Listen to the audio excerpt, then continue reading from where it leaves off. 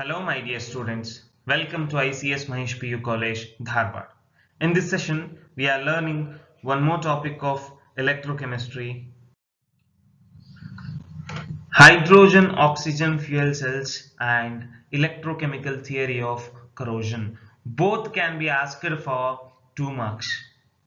Without any delay, let us go for it. Myself, Jairaj Hegde. We know so many sources to produce electricity, like thermal energy, hydropower energy, and nuclear energy, etc. And one of the most easiest way and most efficient way, even more even more importantly, most eco-friendly way of producing electricity is from fuel cells. Fuel cells are nothing but galvanic cells, but they are designed to convert the combustion energy of hydrogen, methane, methanol, especially hydrogen, directly into electrical energy. So that's why whatever the energy will be liberated, they are completely converted, as the efficiency of these cells are 60 to 70%. Here, if we take hydrogen as a fuel, whatever hydrogen burns, it will convert into waters. The converted waters will be in the form of water vapors, and those water vapors can be condensed and they are added into drinking water supply. They are the pure water. So that's why this is don't even produce any unwanted gases. It even produces a pure drinking water. So that's why it was first used in Apollo program. Hydrogen oxygen fuel cell. That's what I have just told. It was used in Apollo space program. See, it contains two porous graphite electrodes. These are porous carbon electrodes, and one will be anode and one will be cathode. And in between these graphite or porous carbon electrode, KOH solution, very concentrated KOH solution will be present along with catalyst like palladium or platinum. The hydrogen and oxygen are rushingly passed into these KOH solution through these carbon electrodes and the catalyst. The hydrogen undergoes oxidation to form H plus. So that's why where the oxidation takes place, we call it as anode. Here at anode, hydrogen converts into H plus, and at cathode, oxygen converts into OH minus. So this H plus and OH minus combines to form H2O. The whatever the product liberated will be water.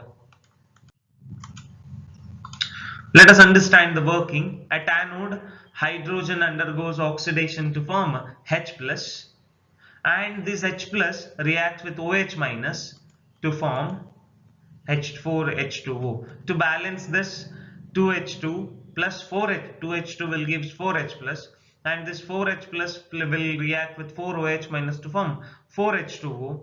4H plus gets cancelled, so that's why overall reaction will be 2H2 plus 4OH minus will gives 4H2O plus 4 electron. During the reaction, 4 moles of electrons are liberated at anode, and at cathode, O2 plus 2H2O. Oxygen reacts with water molecule with electrons. So these electrons will be taken with by oxygen. So that's why it's a reduction process. O2 plus 2H2O plus 4 electron produces 4OH minus. Here O2 and H2O will be converted into OH minus, reduction reaction. So that's why it is cathode.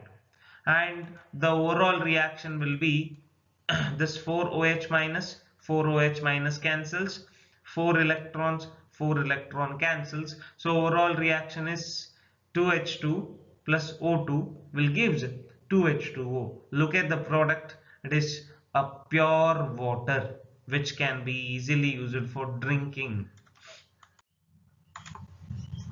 Advantages. Because there will be continuous supply of H2 and O2, the cell works continuously without any interruption. The efficiency, as I have already told, it is highly efficient cell, so that's why it can produce 60 to 70% with efficiency. And it's purely eco-friendly. If we use hydrogen oxygen fuel cell, there will be no question of any impure gases and unhealthy gases, etc. It is purely water will be liberated, which can be used for drinking purpose. Application: it is used in automobiles. It is still under research. They are not completely used, but they are trying to use in automobiles, and cell was used to providing electrical powers and pure water drinking purposes in space program. It is mainly used in space programs. Last bit of concept: corrosion.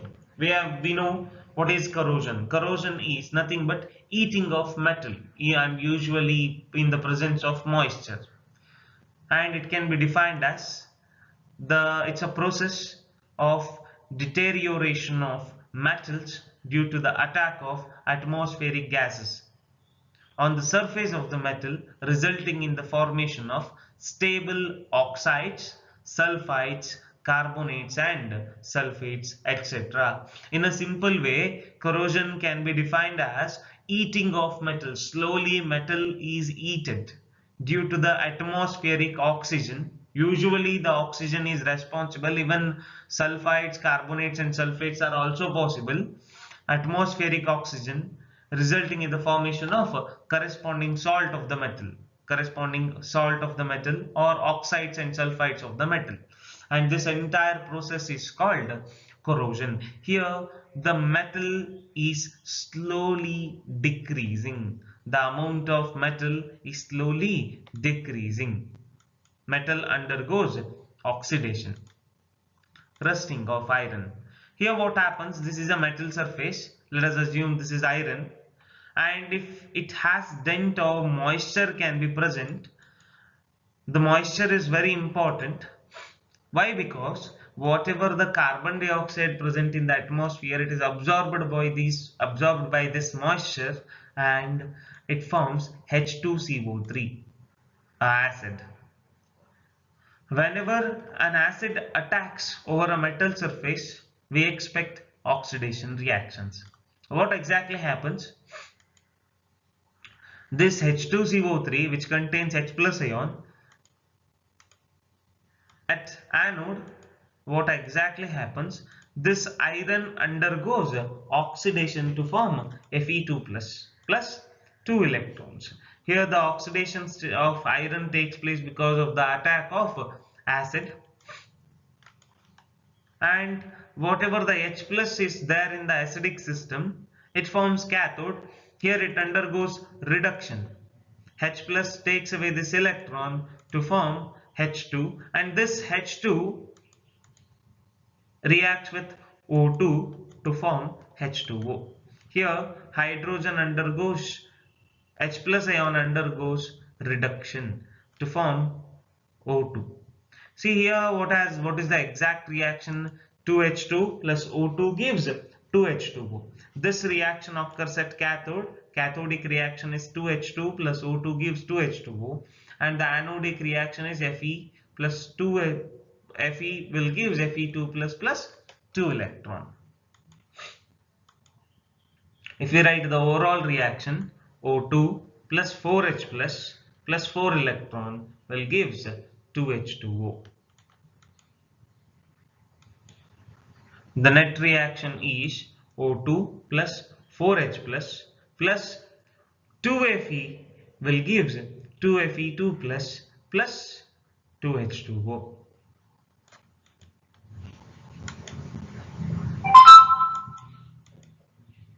The product which is liberated at anode will be Fe2 plus, and the product which is liberated at the cathode is water molecule. There Fe2 plus reacts with O2 to form Fe2O3 dot XH2O. Here hydrated ferric oxide. Here Fe2 plus will again undergoes oxidation to form Fe3 plus, because most stable oxide of iron will be ferric rather than ferrous. So it will be converted into Fe2O3 dot XH2O.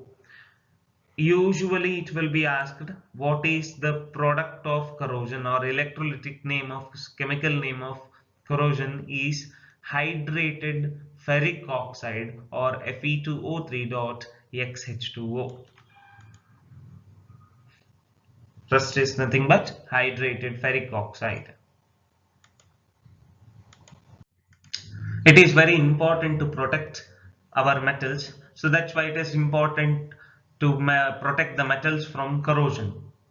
How to protect them? One of the most easiest way to protect the metal is by barrier protection. This process is very simple.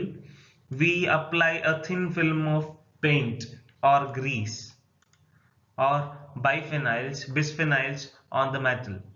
By applying the paint, what exactly happens? The paint or any grease, oil, or bisphenols, they exactly make a barrier between atmospheric oxygen and moisture with the metal. So that's why there will be no formation of hydrated ferric oxide.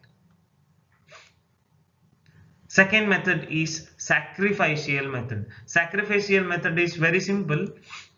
Here the metals with high reduction potential is covered with a thin coat of the protective metals, like the metals with low reduction potential, which acts as a sacrificial metal, covering a surface with other metals like tin, zinc, that acts as that are inert to the reaction to save the product, save the object. What exactly happens here? Zinc has a capacity to form stable oxide layer, protective oxide layer on the surface of the zinc, and the underlying metal which actively prevents which gets actively prevented from undergoing corrosion. The reason for that, because the zinc, before undergoing the oxidation of metal, zinc undergoes oxidation. Here zinc acts as anode and it undergoes oxidation by protecting the metal. That is the reason here zinc undergoes consumption rather than a metal. So that's why we call this as sacrificial protection. It's one kind of cathodic protection as well. This process of coating iron particles with zinc is called galvanization.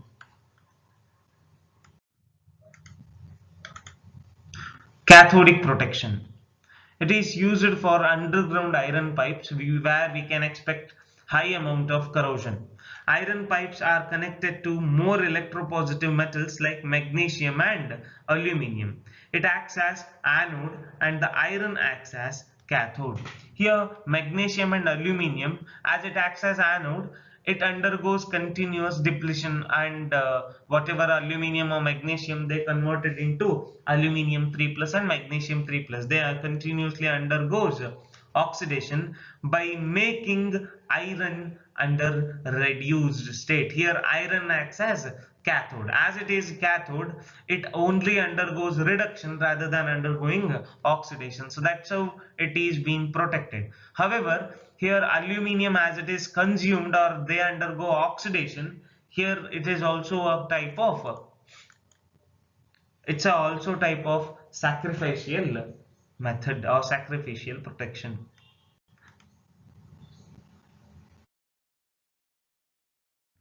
Thank you. Please share, like and subscribe.